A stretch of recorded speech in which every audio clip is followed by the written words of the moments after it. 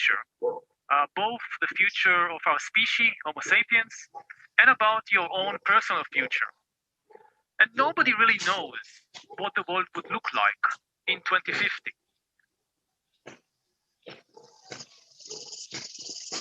Saya di sini untuk berbicara tentang masa depan kita, baik masa depan spesies kita, Homo sapiens, dan tentang masa depan pribadi Anda sendiri. Dan tidak ada yang benar-benar tahu seperti apa dunia pada tahun 2050. The only thing we know for sure is that it will be a very, very different world than today. And perhaps the most important thing to know about the future is that humans will soon be hackable animals that can be hacked. Satu-satunya hal yang kita tahu pasti adalah bahwa itu akan menjadi dunia yang sangat-sangat berbeda dari hari ini. Dan mungkin hal terpenting untuk diketahui tentang masa depan adalah manusia akan segera menjadi hewan yang bisa diretas. Hewan yang bisa diretas. There is a lot of talk these days about hacking computers and email accounts and smartphones and bank accounts, but we're actually entering the era in which it will be possible to hack human beings. Ada banyak pembicaraan akhir-akhir ini tentang meretas komputer dan akun email serta ponsel dan rekening bank. Tetapi kita sebenarnya memasuki era di mana manusia dapat diretas. Now, what does it mean to hack a human being? It means to create an algorithm that can understand you better than you understand yourself, and can therefore predict your choices, manipulate your desires, and make decisions on your behalf. Sekarang, apa artinya meretas manusia? Ini berarti membuat algoritma yang dapat memahami Anda lebih baik daripada Anda memahami diri sendiri, dan karenanya dapat memprediksi pilihan Anda, memanipulasi keinginan Anda, dan membuat keputusan atas nama Anda. In order to control and manipulate you, the algorithms will not need to know you perfectly. This is impossible. Nobody can know anything perfectly. They will just need to know you a little better than you know yourself. Untuk mengontrol dan memanipulasi Anda, algoritma tidak perlu mengenal Anda dengan sempurna. Ini tidak mungkin. Tidak ada yang bisa mengetahui sesuatu dengan sempurna. Mereka hanya perlu mengenal Anda sedikit lebih baik daripada Anda mengenal diri sendiri. Which is not impossible, because most people don't know themselves very well. Often, people don't know the most important things about themselves. Bukan tidak mungkin, karena kebanyakan orang tidak mengenal diri mereka sendiri dengan baik. Seringkali, orang tidak tahu hal terpenting tentang diri mereka sendiri. I know this from my own personal experience. It was only when I was 21 that I finally realized that I was gay, after living for several years in denial. Saya tahu ini dari pengalaman pribadi saya. Ketika saya berusia 21 tahun, saya akhirnya menyadari bahwa saya homos, setelah hidup selama beberapa tahun dalam penyangkalan. And today, I keep thinking back to the time when I was 15 or 16 or 17, and I try to understand, how did I miss it? Should have been so obvious. But the fact is that I didn't know. Dan hari ini, saya terus memikirkan kembali saat saya berusia 15 atau 16 atau 17 tahun, dan saya mencoba memahami bagaimana saya melewatkannya. Seharusnya begitu jelas, tapi kenyataannya saya tidak tahu. And that's hardly exceptional.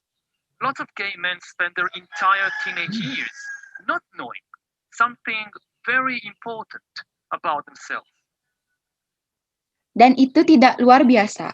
Banyak pria homoseks menghabiskan masa remaja mereka tanpa mengetahui sesuatu yang sangat penting tentang diri mereka sendiri. But imagine the situation in a few years when an algorithm can tell any teenager exactly where he or she is on the gay-straight spectrum just by collecting and analyzing data about you. Tapi, bayangkan situasi dalam beberapa tahun ketika sebuah algoritma dapat memberitahu remaja manapun dengan tepat di mana dia berada dalam spektrum homo-hetero, hanya dengan mengumpulkan dan menganalisis data tentang Anda. One way to do it, there are many ways, but one way to do it is perhaps just to track eye movements. The computer can track my eye movements when I surf the internet or watch YouTube and analyze what my eyes do when I see an image, say of a sexy guy and a sexy girl walking together hand in hand on the beach. Where do my eyes focus and where do they linger? Salah satu cara untuk melakukannya, ada banyak cara, tetapi salah satu cara untuk melakukannya mungkin hanya untuk melacak gerakan mata. Komputer dapat melacak gerakan mata saya ketika saya menjelajahi internet atau menonton YouTube dan menganalisis apa yang telah dilakukan mata saya ketika saya melihat gambar. Katakanlah seorang pria seksi dan seorang gadis seksi berjalan bersama bergandengan tangan di pantai, di mana mata saya fokus dan di mana mereka bertahan.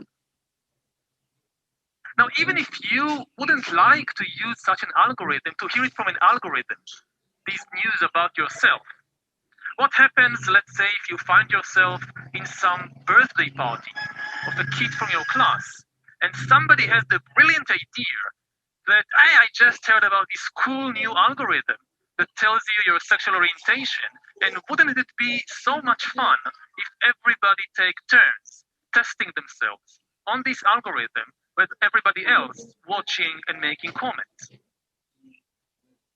Sekarang, bahkan jika Anda tidak ingin menggunakan algoritma seperti itu untuk mendengarkan dari algoritma berita ini tentang diri Anda, apa yang terjadi? Katakanlah jika Anda berada di pesta ulang tahun seorang anak dari kelas Anda, dan seseorang memiliki bakat brilian, ide bahwa, hey, saya baru saja mendengar tentang algoritma baru yang keren ini, yang memberitahu Anda orientasi seksual Anda. Dan bukankah akan sangat menyenangkan jika semua orang bergiliran memuji diri mereka sendiri pada algoritma ini, dengan semua orang menonton dan berkomentar? What would you do in such a situation? Would you just walk away?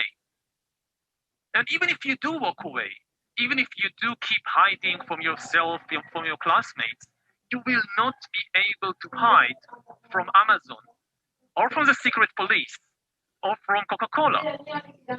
Apa yang akan Anda lakukan dalam situasi seperti ini? Apakah Anda akan pergi begitu saja? Dan bahkan jika Anda pergi, bahkan jika Anda terus bersembunyi dari diri sendiri, dari teman kelas Anda tidak akan bisa bersembunyi dari Amazon, atau dari polisi rahasia, atau dari Coca-Cola.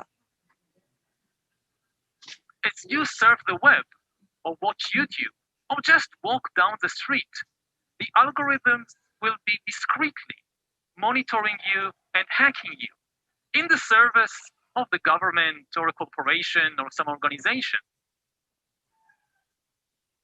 Saat Anda menjelajahi web atau menonton YouTube, atau hanya berjalan-jalan, algoritma akan diam-diam memantau Anda dan meretas Anda untuk melayani pemerintah atau perusahaan atau organisasi tertentu.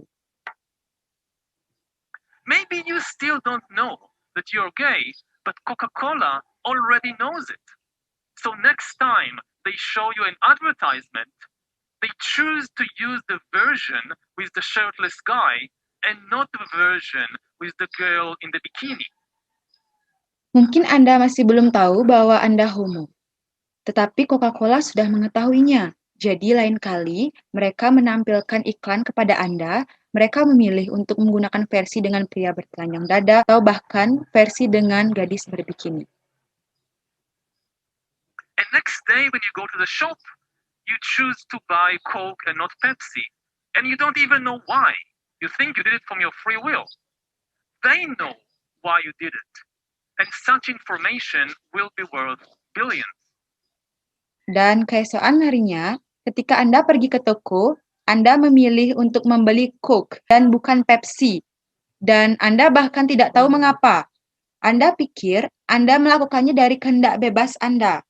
Mereka tahu mengapa Anda melakukannya dan informasi semacam itu akan bernilai miliaran.